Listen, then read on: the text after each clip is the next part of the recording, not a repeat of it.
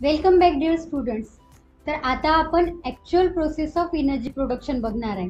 आतापर्यंत आपण फक्त प्रोसेसेस बघितल्या ज्या एनर्जी प्रोडक्शनमध्ये इन्व्हॉल्व असतात, जसं की डायजेशन किंवा रेस्पिरेशन, सर्क्युलेशन. आता आपल्याला बघायचं आहे की ॲक्च्युअल एनर्जी प्रोडक्शन हे कसं होते. तर आतापर्यंत जे आपण बघितलं त्यामध्ये तुम्हाला माहीत आहे की आपल्या बॉडीमध्ये एनर्जी फॉर्म होण्यासाठी फूड पाहिजे आणि त्यासोबतच ऑक्सिजन सुद्धा पाहिजे. मग हे जे फूड आहे यापासून आपल्याला वेगवेगळे कंपोनंट्स मिळतात. त्यामध्ये कार्बोहायड्रेट सुद्धा एक कंपोनंट असतो. And carbohydrate it is the regular source of energy for us. या कार्बोहायड्रेट पासून आपल्याला रेग्युलरली एनर्जी मिळत असते. मग कार्बोहायड्रेट जो आहे तर तो आपल्या डायजेस्टिव्ह सिस्टीम मध्ये जाऊन सिंपल फॉर्म मध्ये ब्रेकडाऊन होतो and that is glucose. And then हा जो ग्लुकोज आहे तो आपल्या ब्लड मध्ये जातो, म्हणजे सर्क्युलेटरी सिस्टीम मध्ये जातो.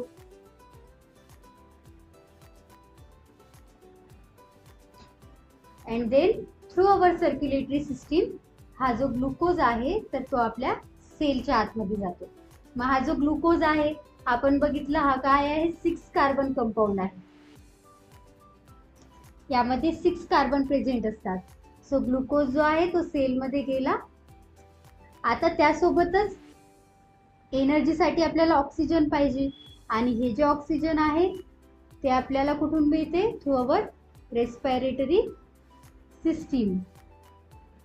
मग रेस्पिरेटरी सिस्टीम मधून ते फक्त लंग्स पर्यंतच येते आणि लंग्स मधून मग ते परत जाते आपल्या सर्क्युलेटरी सिस्टीम मध्ये आणि सर्क्युलेटरी सिस्टीमच्या थ्रू म्हणजेच आपल्या ब्लडच्या थ्रू याची पण एंट्री होते आपल्या सेलमध्ये. मग आता आपल्या दोन्ही पण गोष्टी आल्या सेलमध्ये.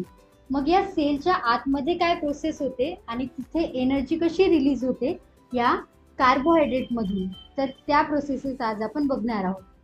तर बघा, ही जी एनर्जी प्रोडक्शनची प्रोसेस आहे ही काय एका स्टेपमध्ये नाही होत.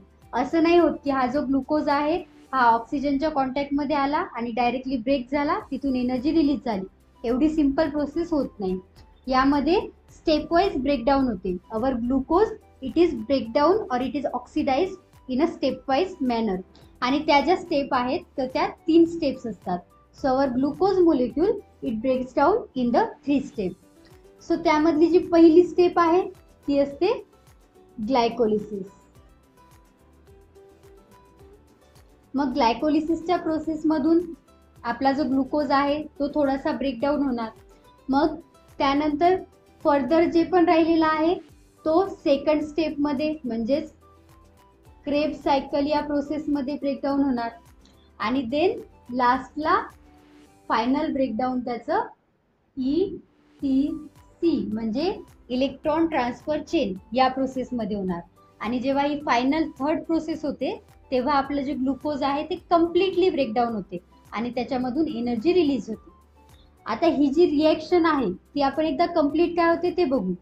तर आपला जो ग्लुकोज आहे म्हणजे C6H12O6 हा ऑक्सिजन सोबत रिॲक्ट करणार आणि तिथून आपल्याला carbon dioxide, water and ATP मिळणार, म्हणजे ही रिॲक्शन होणार. तर हा जो ग्लुकोज आहे हा कम्प्लिटली ब्रेकडाऊन झाला. तिथून कार्बन डायऑक्साईड मिळाला. कार्बन डायऑक्साईड आपण बॉडीच्या बाहेर एक्झेल करणार, वॉटर बॉडी परत ॲब्झॉर्ब करणार आणि ATP जे आहे तो एनर्जी जे पण प्रोसेसेस आहेत तर ॲज अ एनर्जी त्या प्रोसेससाठी यूज होणार. So this is a complete process. आणि ही जी कम्प्लीट प्रोसेस आहे तर ही 3 स्टेप्समध्ये होत असते. मग त्यामध्ये जी पहिली स्टेप आहे ती आपण बघू. So glycolysis it is also non as EMP pathway. मग आता याला EMP का म्हणत असणार, तर EMP हे जे आहेत हे 3 सायंटिस्टचे इनिशियल्स आहेत. तर यामध्ये E जो आहे तर E it stands for the Gustav Embden, then Otto Meyerhof and Jacob Parnas. तर हे जे 3 सायंटिस्ट आहेत तर यांनी या सायकलला फर्स्टली डिस्कवर केलं होतं आणि म्हणून त्यांच्या नावावर त्याला EMP पाथवे असं नाव दिलं गेलं. So EMP it is also non as glycolysis. मग या प्रोसेसमध्ये होते काय, तर आपला जो ग्लुकोज आहे दॅट इज 6 कार्बन कंपाऊंड. तर आपण याला असं स्ट्रक्चर काढू शकतो.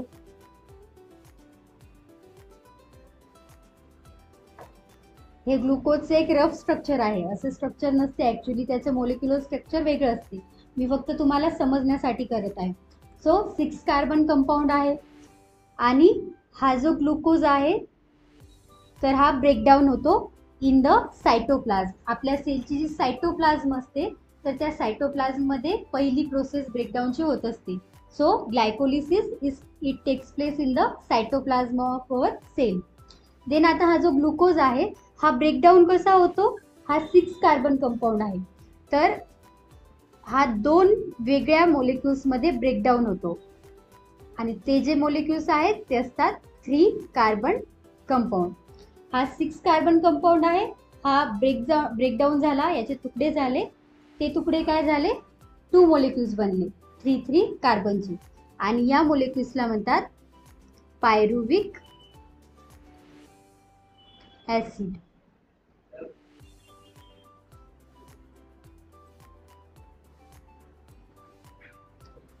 आणि या पायरुविक ॲसिड सोबतच इथे आपल्याला काही बाय प्रोडक्ट्स सुद्धा मिळतात आणि ते काय काय बाय प्रोडक्ट्स आहेत, इथे आपल्याला 2 मोलिक्युल्स ऑफ ATP मिळतात म्हणजेच एनर्जी मिळते. त्यानंतर 2 मोलिक्युल्स ऑफ NADH2 फॉर्म होतात plus 2 molecules of water form होतात. मग हे जे वॉटर आहे याला रिॲब्झॉर्ब केल्या जाते, ATP as a energy use केल्या जाते आणि हे जे NADH2 आहे so these are the indirect form of energy.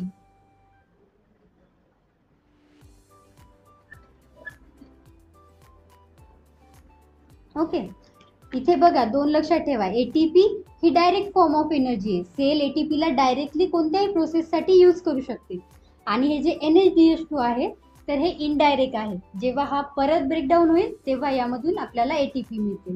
तर हा जातो आता आपल्या नेक्स्ट प्रोसेसमध्ये. फर्स्ट प्रोसेसमध्ये काय झालं, ग्लुकोज जो आहे तर तो in the cytoplasm of our cell, सेलच्या सायटोप्लाझममध्ये ग्लुकोज आला, तो ब्रेकडाऊन झाला म्हणजेच त्याचं ऑक्सिडेशन झालं आणि तिथून 2 पायरुविक ॲसिड मोलिक्यूल आपल्याला मिळाले आणि त्यासोबतच 2 ATP, 2 NADH2 and 2 water molecule सुद्धा मिळाले. आता हे जे NADH2 आहे आणि हे जे पायरुविक ॲसिड आहेत हे फर्दर ब्रेकडाऊन होतात. सो इथे एक मिडल स्टेप होते बिफोर द क्रेब्स सायकल. तर पायरुविक ॲसिड जे आहे, pyruvic acid it breakdowns into the 2 molecules of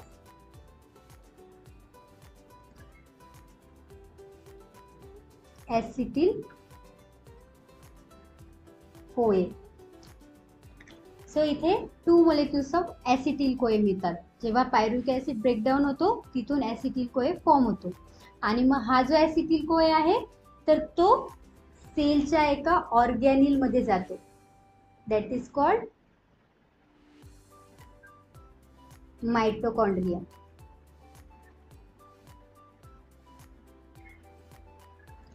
तुम्ही पहिले ऐकलेलं आहे की मायटोकॉन्ड्रियाला काय म्हणतात, powerhouse of the cell, कारण एनर्जी प्रोडक्शनची जी प्रोसेस आहे तर ती मायटोकॉन्ड्रियामध्ये होती.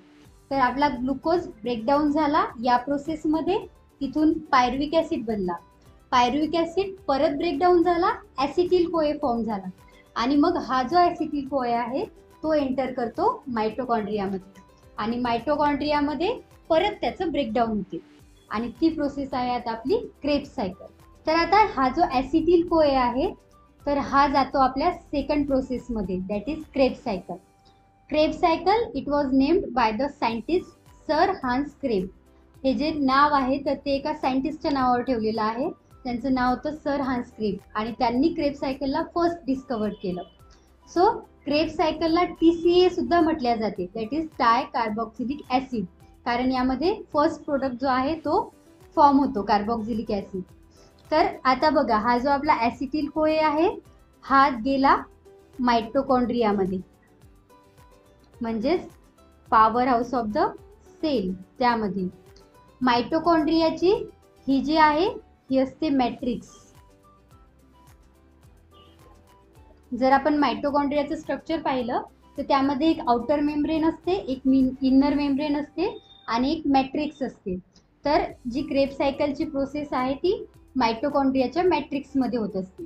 जसं सायटोप्लाझममध्ये ग्लायकोलिसिस होत होती, तशी क्रेब सायकल जी आहे तर ती मायटोकॉन्ड्रियाच्या मॅट्रिक्समध्ये होते. आणि तिथे हा जो ऍसिटिल कोए आहे हा ब्रेकडाऊन होतो. सो ऍसिटिल कोए it break down into the molecules of NADH2, FADH2, CO2 and H2O. तर ऍसिटिल कोए जो आहे मायटोकॉन्ड्रियाच्या आतमध्ये ब्रेकडाऊन होतो आणि तिथे हे सगळे मोलिक्युल्स जे आहेत ते फॉर्म होतात. मग परत हा जो कार्बन डायऑक्साईड आहे तर तो बाहेर जातो आपल्या बॉडीच्या, या वॉटर जो आहे तो रिॲब्झॉर्ब केला जातो आणि हे जे दोन मोलिक्युल्स आहे NADH2, FADH2, तर हे जातात आपल्या नेक्स्ट प्रोसेसमध्ये, that is electron transfer chain. आता इथे एक सिंपल प्रोसेस होती. हे जे दोनही मोलिक्युल्स आहेत तर हे ऑक्सिजनच्या कॉन्टॅक्टमध्ये येतात, NADH2 अँड FADH2.